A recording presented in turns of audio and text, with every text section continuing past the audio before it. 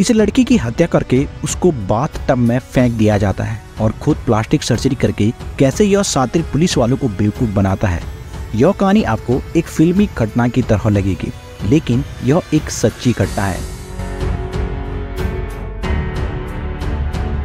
इस कहानी में आपको दो मेन कैरेक्टर देखने को मिलने वाले हैं। पहले लिंडसे हॉकर, जिसका जन्म 30 दिसंबर 1984 को हुआ था। उसकी उम्र मात्र 22 साल की है।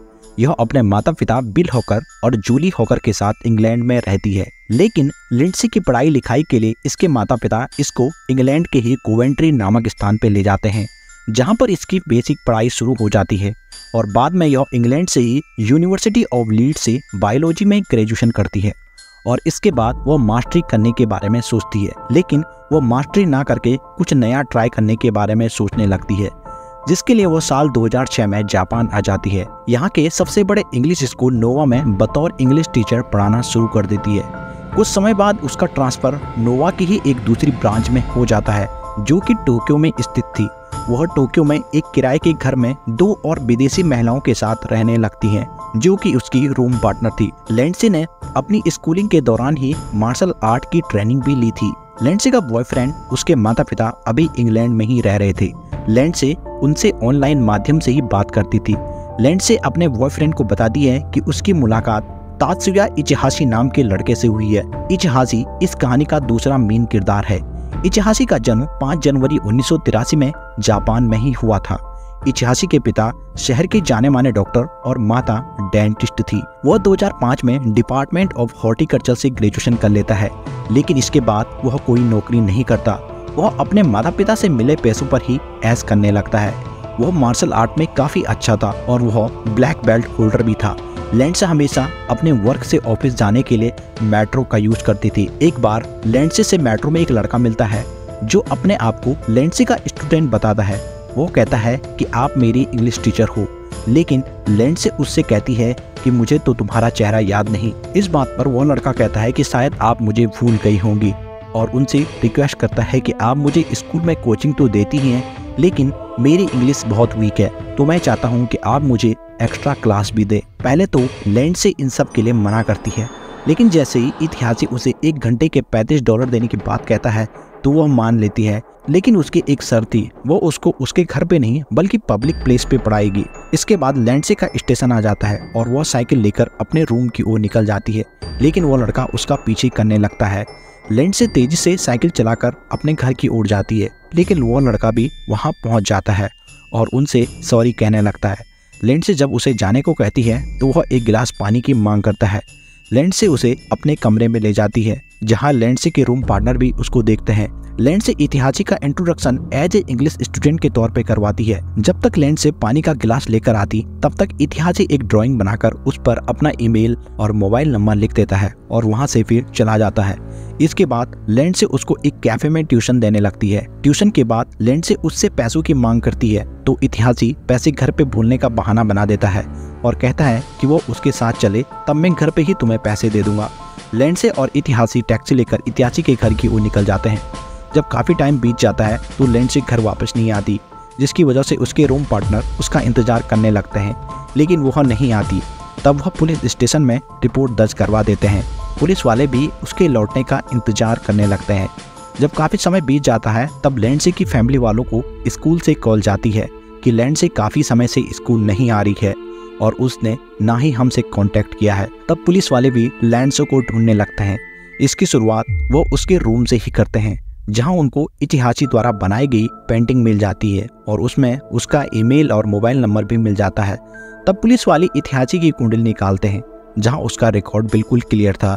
फिर पुलिस वालों को एक सीसीटीवी फुटेज मिलता है, जिसमें लिंडसे और इतिहासी एक कैफे में बात करते हुए दिख रहे थे। फिर पुलिस वाले इतिहासी के घर की ओर एक नॉर्मल चेकिंग के लिए जाते हैं, जहां पर इतिहासी का घर का दरवाजा क्लोज था, लेकिन पुलिस वालों की हिम्मत नहीं हो पाई कि वो घर का दरवाजा नॉक कर पाए, क्योंकि जापान के लॉ के अकॉर्डिंग जब तक आपके पास किसी के खिलाफ पूरे सबूत ना हो तब तक आप उसे परेशान नहीं कर सकते। पुलिस वाले इतिहासी के पड़ोसियों से नॉर्मल पूछताछ करने लगते हैं। तभी उसके पड़ोसी बताते हैं कि इतिहासी के घर से कुछ ठोकने पीटने की आवाजें आ रही थी। यह सुनकर पुलिस वाले अपनी एक नई फोर्स को बुला देते हैं और इतिहासी के घर का दरवाजा तोड़कर अंदर चले जाते हैं।